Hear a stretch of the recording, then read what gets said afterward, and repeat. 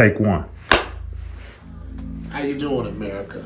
I'm here again talking to you about equal justice, save our democracy. It's interesting how our president keep accusing Joe Biden of doing something wrong, and there's no evidence. But we see everything he's doing wrong. So I'm here to say to the media, y'all need to cut that bullshit out. Y'all keep talking about Joe Biden's son, but you will not talk about Donald Trump's kids. They fucking over the nepotism laws at a rate I've never been seen before. But all y'all can talk about is some fake, false shit y'all know about Hunter Biden. Y'all know that shit is fake. Y'all know that shit is false. So why don't y'all ask Donald Trump about his kids and all the patents he's gotten from China? Here's the most corrupt president ever. The Republicans keep hollering corruption and they looking at corruption. That's a joke. Everybody's been to Psych 101. Take that bullshit to somebody else. Here's the most corrupt president in the history of this country talking about somebody else is corrupt.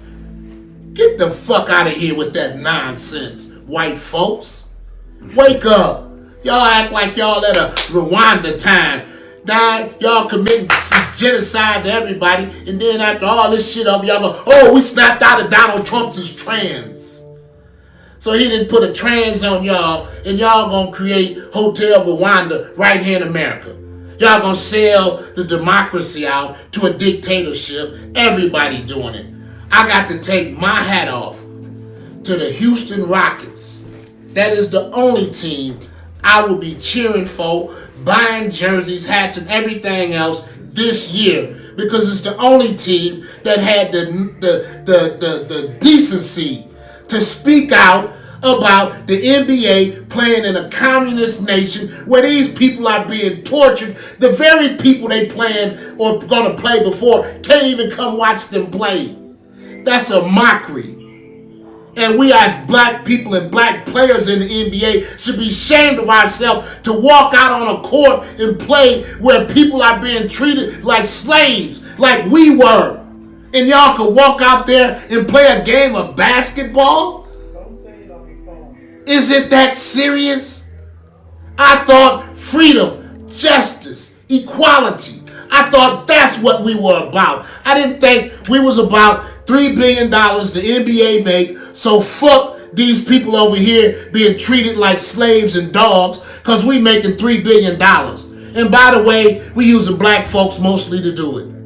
And you tell me black folks in the NBA are going to stand for that. Y'all need money that bad? How much money is enough? When will you have made enough money in the NBA that you can say, I can speak my own mind and speak what's right? I don't have to worry about a commercial endorsement. I don't have to worry about Pepsi or Coke or water or whatever. At this point, I thought you all were big enough to replace Pepsi or Coke if you really wanted to. You could make a LeBron James soda, and I bet you'd sell just as fine as any other soda if you made it taste appealing. I would love to buy a LeBron James Coke. I would love to see that. Where we're not beholden to these companies so we can't speak out because they paying us. That's what's killing me. So now you want to take and make this a dictatorship by simply paying them. So you paying for their silence. But they're already supposed to be rich. So I asked the question, how much is enough? When are you rich enough? When have you made enough? When is it enough? And I take my hat off to LeBron James because he is the first one to say, I'm taking care of these school kids. That's commendable. You can never knock him. He's a hero any day, every day. So I never say anything bad about that man because he's doing what's right, what's good. He's following what the Black Panthers did. He's taking care of the kids. He's making sure they can eat. He's making sure they got a ride to school. He's making sure they got a ride after school. He's making sure they got lunch. That's a hero. I just wish he would stand up and be a show enough hero. Because he is a hero. But I really think he could do without playing basketball games in China, maybe to help those people become a free democracy like we are. I mean, what's the point of playing in a dictatorship and you have democracy? That's like when the entertainers would go down south and they had this line crossing where blacks was on this side and white was on this side. That's what we're going back to. Really? That's where we want to go back to in America? Where we put this white line down and blacks on this side and whites on that side?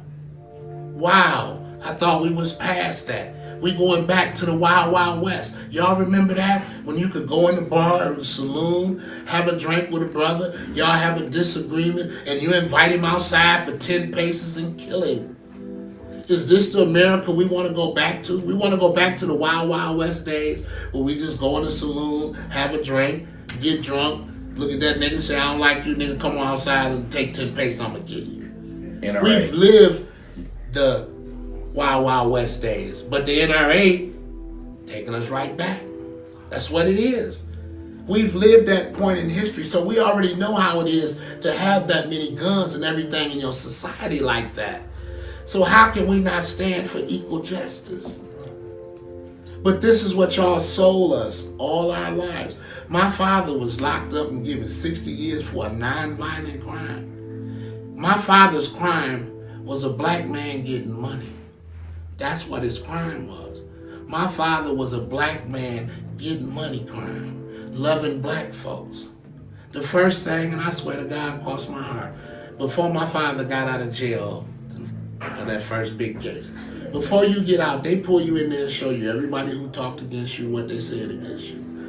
And after they did all that, the last words they told him, don't have them niggas riding them Cadillacs like you used to. I swear for God. That's what they told him before he left the federal penitentiary. I'm not lying. So him buying those 100 Cadillacs for the crew did not sit well with the authorities. Look, right now, if you look at it, right now in Detroit, niggas don't ride Cadillacs like they used to. They got these niggas riding Chryslers.